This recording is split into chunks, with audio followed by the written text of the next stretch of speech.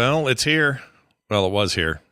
It ends in about 15 minutes. But the Diablo 4 beta, closed beta, not really closed beta, pre-order, hey, if you bought the game already or if you went and bought a double down at KFC beta. That's the beta that's ending it today at noon. But it happened, and it ran all weekend. And I have a lot to say about it. So let's get to it.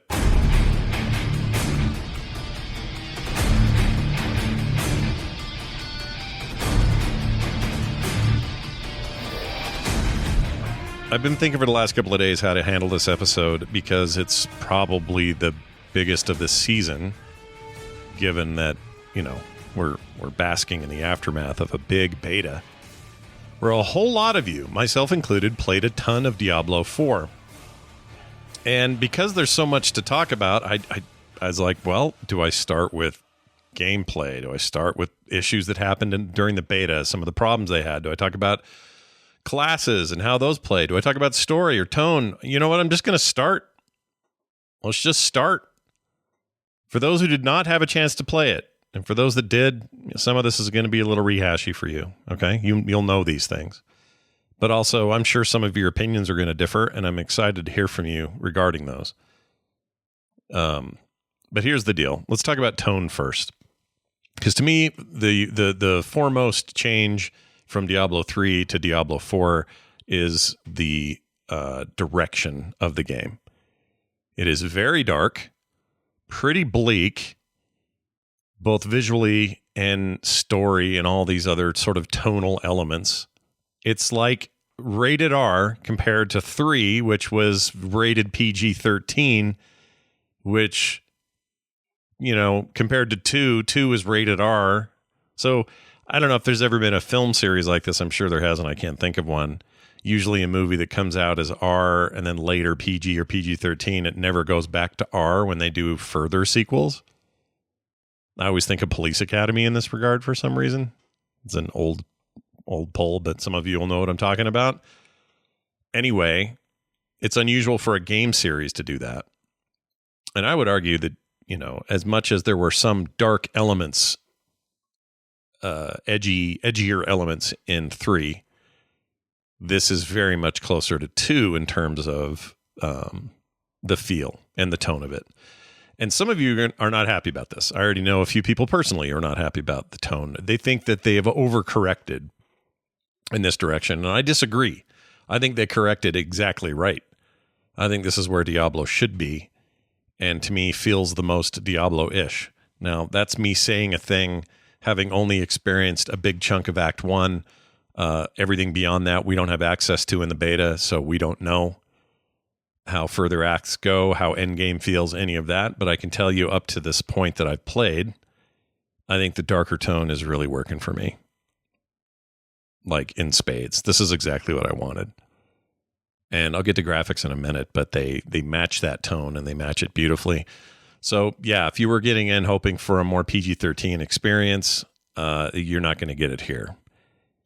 That probably means if a parent was going to ask me, is this an okay game for my 10-year-old to play? I would say, you know what? I think your 10-year-old will be fine with Diablo 3. I don't think so much with 4.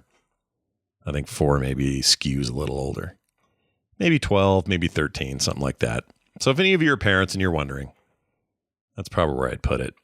Let's talk about classes for a second. In the beta, we had limited access this last weekend. Next weekend we get more, but right now we had the Barbarian, the Rogue, and the Sorcerer. And although all classes are shown on the main page where you choose a character and start building it, we were locked out of the Druid and the Necromancer, which is unfortunate because those are the two classes I'm looking forward to playing the most. But I was happy to dabble here. I honestly thought I would start with the Barbarian and build that out. I don't know why I thought I'd do that. I just thought I would. My tendency is to go magic first, and then I fiddle with melee later.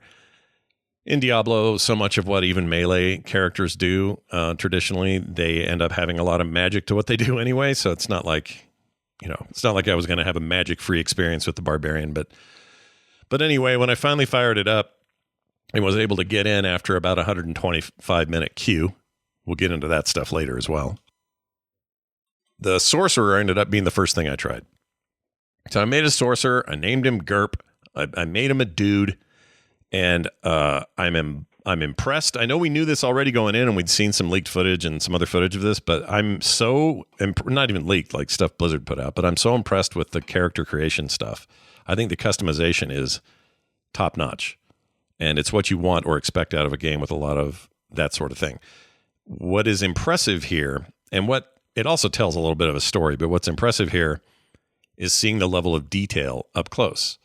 So when you create these characters, I mean, you're right up in their face. You're changing facial features. You can basically make a version of yourself and do a pretty good job of matching your look and your hair and your face and your skin color and everything else. Like, they really, really went crazy with that. The only thing they didn't do is you can't make like a really larger barbarian or an underweight barbarian or a extra skinny sorcerer or a kind of a chubby sorcerer. You can't do that. That's not an option. That I saw, I should say. You're so excited to get in there and play that you don't necessarily look at every single detail. But as far as I know, you don't have any kind of body control. But everything that you can think of outside of that is there, be it hairstyles, facial features. It doesn't get down to the nitty-gritty of, can I make the nose a little wider? It's not doing that, but it's everything I wanted out of a character creator. But more importantly, the story that I think it tells, that I alluded to earlier, is this game is running that character creator is in the engine, meaning you are zoomed up on your actual character that will also be out in the world when your camera's pulled way up in a 3/4 view camera view. And that tells me that gear and how you look is extremely important to this game's long tail. Unlike Diablo 3, where it looked good, but when you zoomed into those characters, it's pretty crusty, right? Pretty low poly. I don't think they ever really had any intentions of that stuff being up close and personal, which I think maybe was a mistake with 3. And maybe a limitation of the graphic engine they were using at the time that they had built for it in 2012. But this is not that. This is very up front and impersonal, in person and personal with these characters. The barbarian, the rogue, and the sorcerer all looked insane up close in detail. And when the game zooms out and is ready to rock, you're the same character. And when you zoom into them, you're looking at those very intricate designs and texture patterns and stuff on their clothes and on their gear, on their weapons. That's all in the game. So they are not sparing that expense. And I think that is crucially important for the long tail of the game from a financial perspective. What keeps people coming back again and again to Diablo content is the idea of getting new sets, new gear, new looks, new transmogrifications. All of that stuff is huge. I think they know that. I think they built the game thinking of that. And so far, it looks great. Don't expect a bunch of anime, frilly, colorful stuff yet. This stuff is all very dark. It's very broody. It's very much within the tone I just spoke of. And for me, it totally works. Will they later have some way of unlocking stupid, rainbow-colored cow level stuff? I don't know. Probably. Diablo's never taken themselves that seriously. We have to pay for those with microtransactions. Will they be earnable in game? We don't know the answer to that. We know that there's a battle pass coming. More on that later. We know a lot of things, but not enough to really comment about it here. I can just say that what my character was picking up and wearing and gearing as I played looked incredible. And I think that is awesome. As far as the classes themselves, the sorcerer is kind of the wizard 2.0, or, the wizard was kind of sorcerer 2.0 from 2. So we're just, a magic user, lots of fire, lots of ice, lots of elemental power, and abilities that sort of support what you would expect out of a magic caster. I always enjoy those classes. They're always kind of my go-to, the ones I play the most. So I had a blast with the sorcerer. I think the sorcerer is very, very good. And the one thing that is interesting from a gameplay perspective as it applies to classes is that I feel like your opportunity to unlock a new ability and start using it is a lot more spaced out than it was in 3. In 3, it felt like they were coming a little hard and fast. I guess they really weren't, but what was happening is you got an ability, let's say, I don't know, I'm trying to think of one. I can't think of one, but any Diablo 3 ability, just think of one. Fireball, for example. You'd get Fireball, and then you'd use it for a while, And then another thing would unlock, but it wouldn't be a new ability. It would be a tweak on Fireball, right? The rune system. So it felt like you were getting new stuff more frequently. And in this, it's less so. It's a little back toward what 2 did, a little more like what folks are used to in Path of Exile, a lot less complicated, though. Their tech tree in this is way less crazy. But it is a tech tree. And when you go in and choose a new ability, it's going to be a while before you have a fully fledged new ability after that. You've got to unlock other tweaks and passives regarding or relating to the ones you've chosen before you can unlock the next one and so on. I wasn't sure how I was going to feel about that at first, but I've had a come to Jesus moment with it. I think I'm fine with it. It feels pretty good. And the fact that unlike 2, where when you locked in, you were locked in forever, no matter what you chose, at least initially that game was. I think later they may have, like 10 years later, patched in a way to respec, but respecing was really not a thing in 2. 3 was all about experimenting and changing things out, and it cost you nothing to do it. 4 wants you to pay. It's a bit of a gold sink. It's not much, though. Up through level 20, it's very affordable. That's all we have so far, so we don't know if this is cost prohibitive in the future, but gold for respec is a thing, and the game, the game has you pay for that stuff. But like I said, at like level 17 or something, wherever I finished out before the beta ended, it was costing me maybe 6-7 gold to respec an item or to respec one of my passives or something. So it wasn't that bad. I actually think it's okay. But I know it's controversial, and I know some people feel differently, so I don't want to minimize those opinions. I totally get why you may not like the change, but I think this is a happy medium between the chaos that is Path of Exile's spec system and 3, which was, admittedly, as much as I enjoyed it, a much simpler system for abilities and augmenting them and swapping them out. This is a little closer to what Diablo 2 was, and I think that's going to make a lot of players happy. A few of you will probably be ticked. I don't know. Anyway, I played also the Rogue. I ended up not playing the Barbarian at all because I just didn't have time. Played a bit of the Rogue. I also think the Rogue is pretty rad. I'm usually one to shy away from quote-unquote rogue characters. I think they're all a little one-note. They're just backstabby and, stealthy, and that's just them. And that's what they do in every game that ever has a rogue in it. I actually think this Rogue is, in Diablo fashion, as you would expect, very active, very poke, very shooty, just a fun, tight, fun character to play. So I have a feeling I will have a maxed Rogue pretty quickly after this game launches. The 2 classes I'm most interested in aren't here yet, so we'll see how those go next week, and I'll certainly reply or do a show all about it. Let's get to story. It's darker, but so far, nothing that's super revolutionary. I'm mostly impressed with dungeons, side stuff. I don't know if anyone had the butcher spawn and chase them down and kill them, but that happened to me. If you beat him, great, nice job. It surprised me so much I didn't know what to do, and he was hardcore, and he chased me through an entire ice cave before I finally got whipped. And he was remarkably accurate with his chain pull.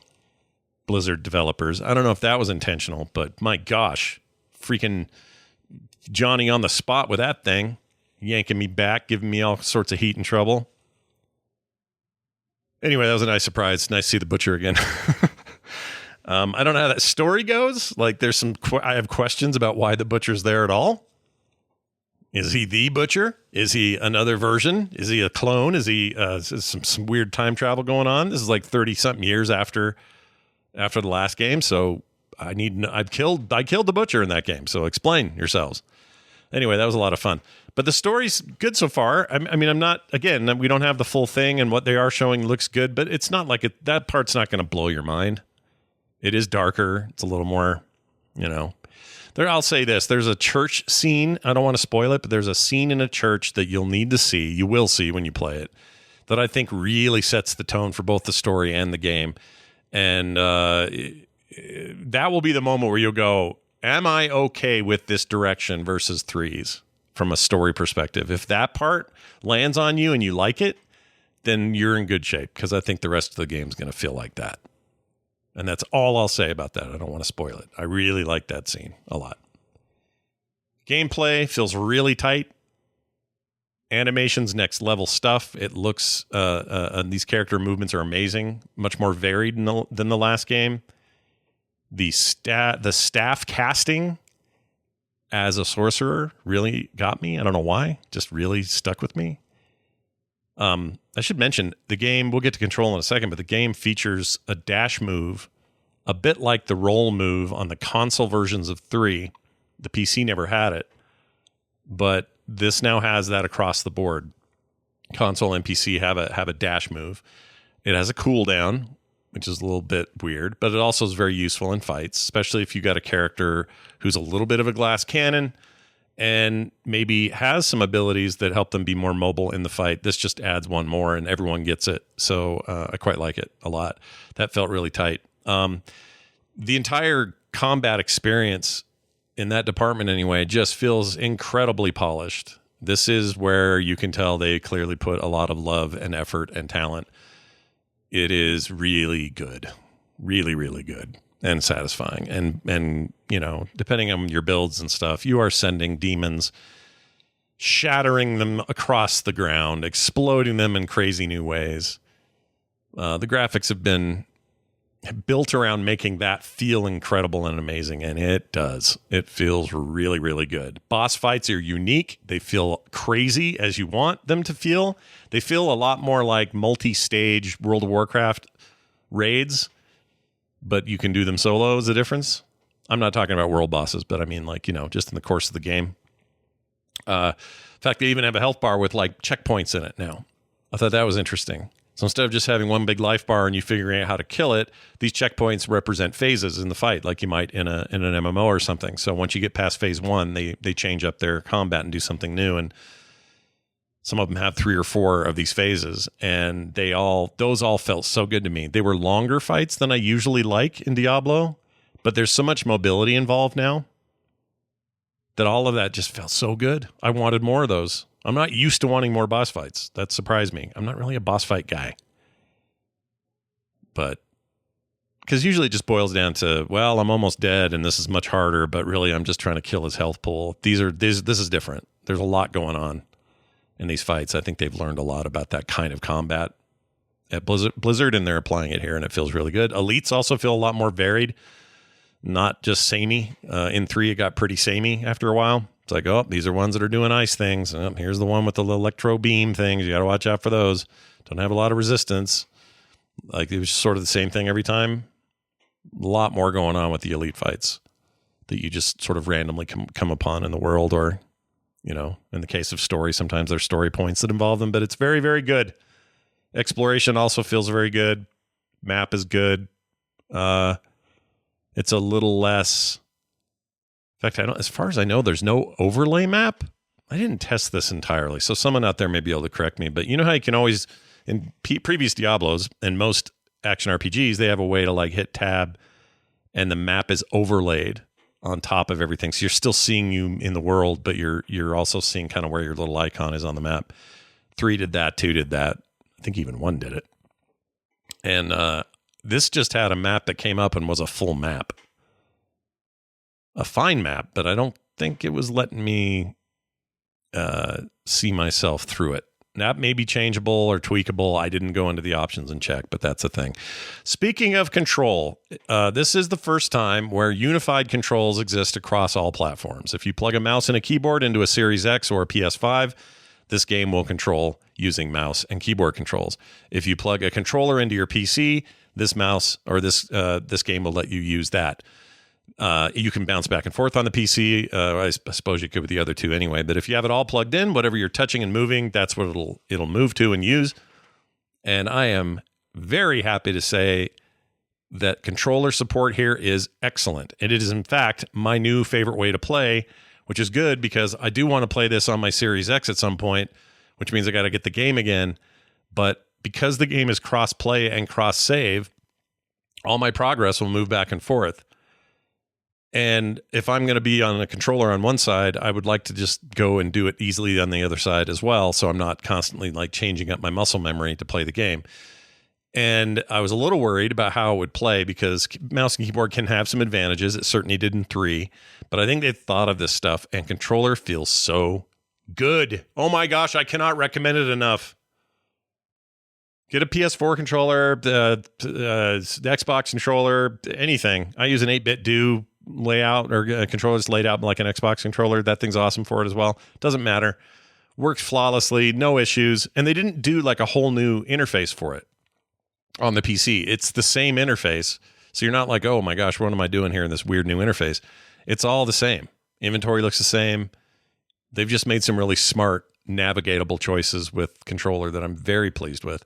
So that's really good. The only complaint I have about the graphics in the game, which I'll talk about next, is I think the UI is a little on the sparse side. And by sparse, I mean just not their usual jazzed up, sexy art for some of the elements of it. Like the action bar down there between the health and the mana balls, it just looks standard. There's nothing about that makes it go, ooh, look at the intricate art around those and the weird gargoyle underneath holding the ball up or any of that stuff. It's just kind of standard. And I kind of wish that was better. It's all fine, serviceable, works 100%, no issues. It's just, I don't know. I'm used to some flourish there. Maybe it's because the world is so nice, which I'll now talk about. It's a beautiful game. Admittedly, I'm running this on a RTX 3090 on the PC side. Your experience may vary there. A lot of people were complaining about memory leaks and performance issues because of those memory leaks. And there was, I think, some confirmation or something from Blizzard or someone that knew of a potential memory leak that was happening. Their consoles seem to perform well, though, by all reports. Haven't heard any issues there. 60 frames, beautiful, no issues. The 3090 ran without a flaw for me. I didn't have any issues that were related to the PC side of it. I had some issues. We'll get into those later, but they had nothing to do with me. They were all server side. So yeah, if you've got anywhere between any of the 3 series to 4 series of NVIDIA cards or something equivalent from AMD, you're going to be fine. It's beautiful. Oh my gosh, the game looks so nice. Like just, the darker tone certainly helps, but the lighting's insane. The effects, the death, the explosions of gore and guts is amazing. The blood looks better. The combat just looks crazy. Tons of characters on screen at once. No issues. At least, again, not with my card. And I'm running everything at max at 1440p. And yeah, I don't know what to say about that. I just think it looks amazing. It looks so good. It looks really good. All of it. No complaints. Open world issues. I didn't mind seeing other players. It was a little game breaking when you'd be in town and someone named Sex with Jigglypuff 99 would walk by. I mean, like, okay. Well, that's not really keeping my mind in sanctuary, is it? Also, it seemed like Blizzard didn't have any rules in place, or not very good rules in place, for stopping some pretty horrific names that people are giving themselves. Or giving me a tool to lock any of that out. Some real racial stuff is like, oh boy, how'd you get away with that? But anyway, that bugged me a little. You can turn off player nameplates though, so I don't have to see their names. And here's the truth. I only saw extra people while I was in town. I never saw anybody outside of it. Maybe one out running around near town or something, or in, similar level as me. But it didn't feel like MMO crowded at all, which I think they're doing on purpose because they don't want us all to freak out about this game going in the MMO direction that it is clearly going in. Whether you like it or not, that is where this is headed. But they don't want it to feel like that, where it's just a bunch of clowns dancing on mailboxes. They want it to feel like they want to keep that tone there. And I think so far, if this is what I can expect from launch, I don't know. But even in the big town where everyone can congregate, I didn't feel overwhelmed or too crowded. I didn't have the lag issues people were having there. So it seemed fine. The boss events, which I was only able to witness one of them because they were timed and only happened certain times a day, and it was just hard to get in there. Those were a little crazy. That got a little nuts. You could see some lag. I didn't feel like I was lagging, but it felt like everybody around me was. So I guess that is me lagging. I don't know. But it didn't feel that bad. And I feel like that will just get better and get tweaked and we'll be fine. I think of Diablo, like I was talking to John Jagger about this. We think of this game as kind of a solo game. I play it like I do Metroid. You know, it's me versus the world. That's how I've always played Diablo. Occasionally, you know, good friends or something will get in and play some co-op, but that is not really how I want to play Diablo. It never has been. So I'm not really interested kind of at all in the multiplayer aspects of the game. I know some people are super stoked. No shade in your direction. It's just not my thing. But so far, it feels very not intrusive. I think I can exist in this just fine.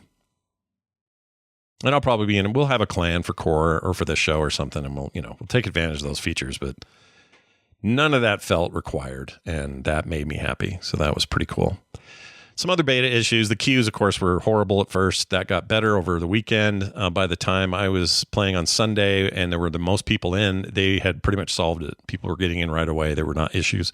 So they scaled themselves and got that working right. Some weird NPC glitches. I had some guys spinning around. There's a weird rubber banding effect when you try to zone in busier places or larger places where you would try to walk and it would pull you backward, kind of slide you back, and you couldn't move for a bit, and then finally it'd let you through.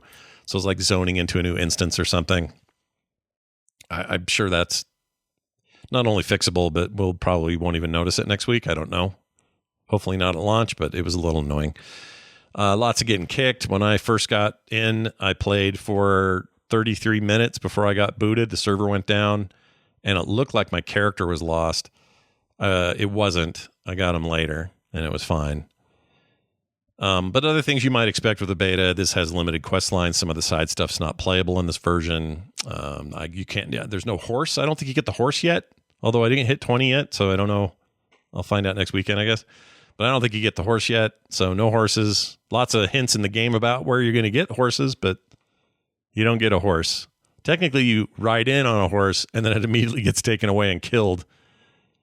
That's not a spoiler. That's already in a trailer, but anyway. Also, some copy and paste gear in some cases. That's a little, not concerning, but I kind of wish, I don't know, I wish I had seen more breadth of artwork there. I got 2 or 3 legendaries in a row that were a staff, and they were the exact same skin, even though they were had different names, different stats, different everything. I wasn't re-rolling the same 3 same 3 weapons. It just didn't give me any variety. I know that'll change because the game is based on variety of gear, so it always has been. So I'm not worried about that. But that was something I noticed. As far as next week's hopes, I mean, Necro, Druid, they're both unlocked. I'll play a ton of that, hoping these server issues are lessened. I hope they learn a ton from this so that when things come to launch in June, we're in Fat City. A few unknowns we don't know. We don't know when microtransactions or if they kick in at all or what they look like. We don't know how that battle pass works. Is it the only thing you pay for? Can you buy skins without it? Like, we don't know any of this stuff, and they haven't been very forthcoming with some of it, so who knows? We also don't know how the ultimate endgame looks like and plays or how this story pans out. So there are things we don't know coming up, but nothing game breaking. Everything feels like it's all on track. Here's my grade so far. This is not going to surprise anyone based on what I just said, and maybe I'm too biased because this is my favorite game series of all time, but I am a 10 out of 10 on this thus far. Even with the beta issues. I know what those are, so it's not that, I expected it. But this is clearly going to rule my life when it hits in June. It's all I'm going to want to do. Productivity is going to be at an all-time low. And I'm a little nervous about it. But I can't wait.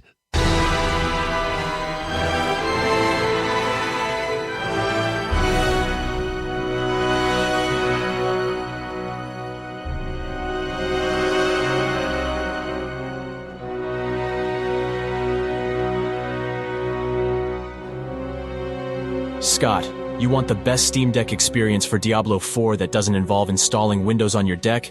Check out PlayStation Remote Play. There's a Steam Deck app called Chiaki. Check it out. Yeah, so this is, thank you for that. I'd heard of this, or doing this instead of worrying about getting Windows on there, but I'm not playing this on PlayStation. I'll end up with this on my Series X instead of my PS5, I think. I mean, if I end up doing that, yeah, I could play that way. Right now, it's the PC version, obviously. So if I was going to do anything, I'd have to do it there. But I talked to a couple of people who are running Steam Deck versions of Diablo 4's beta without Windows. They're doing it with something else. And what I need to do is put feelers out and ask people what they've done and how they did it.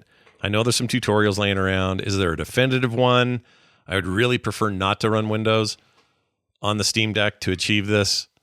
I have not attempted any Windows-based stuff outside of what Steam does, obviously, with Windows emulation, but there's got to be a better way. But apparently, once you get that thing up and running, it's smooth as pie. So I would imagine if you want to do it natively, there'll be a way.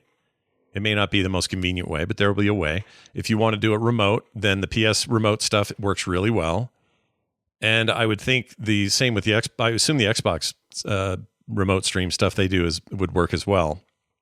Should be identical. So I'm not worried there really about once I get that version, I'll be able to do that. But I would love to have it just on the deck.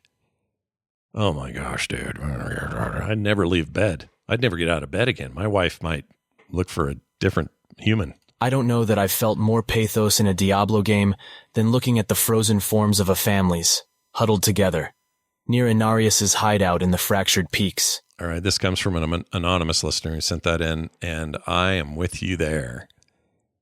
The feeling up there in general,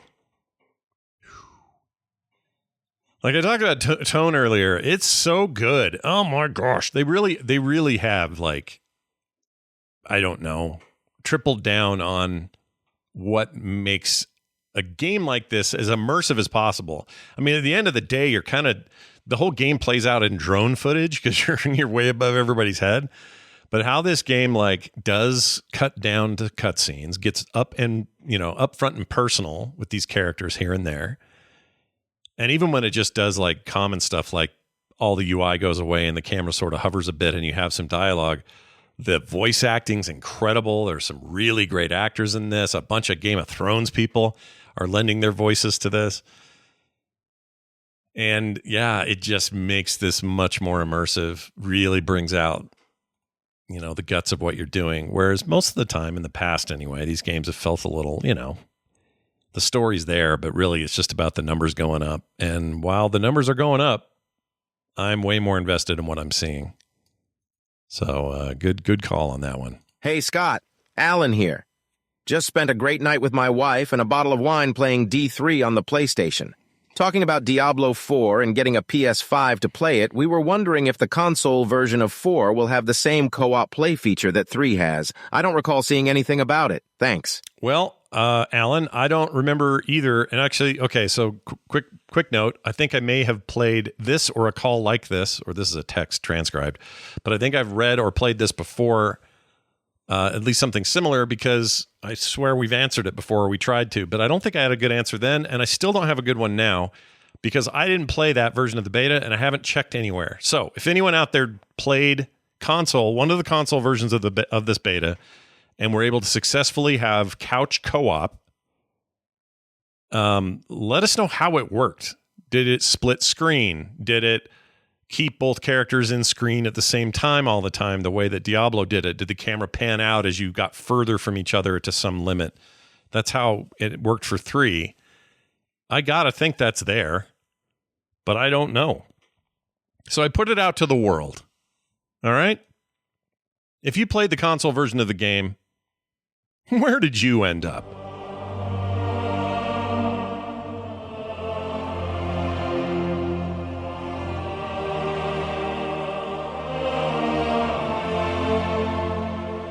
All right, that is going to do it for this episode of the Diablo Show. Man, Season 2, Episode 7. There's only 8 episodes this season. So we'll have another episode to talk about the second phase of the beta, which happens next week. And then we'll talk about what Season 3 is going to be all about and when it will be. The answer is soon. I'm so bullish on this game, I can barely stand it. You guys. Is it clear how excited I am? Have I made that clear? If I haven't, please take it from the bottom of my heart when I say, I'm pretty sure this is going to be something special. It's not going to please everyone, but it's going to please me. Frogpants.com/Diablo is the website for this show. The Diablo Show at gmail.com if you'd like to email me. And if you want to send texts and voicemails, you can do that as well to 801-471-0462. You can also find me at Diablo Show on Twitter. I'm also at Scott Johnson. Patreon.com/Frogpants for those looking to support the show. That'd be really nice of you. And if you haven't done it yet, please join the Discord. Lots of talk happening in there right now. And it's for the entire Frog Pants network, but there's a whole little section there just for the Diablo Show. You can find it at frogpants.com/Discord or on the Diablo page itself. Wherever you want to find it, it's yours for the finding. That's going to do it. Thank you all for listening. We'll see you next week.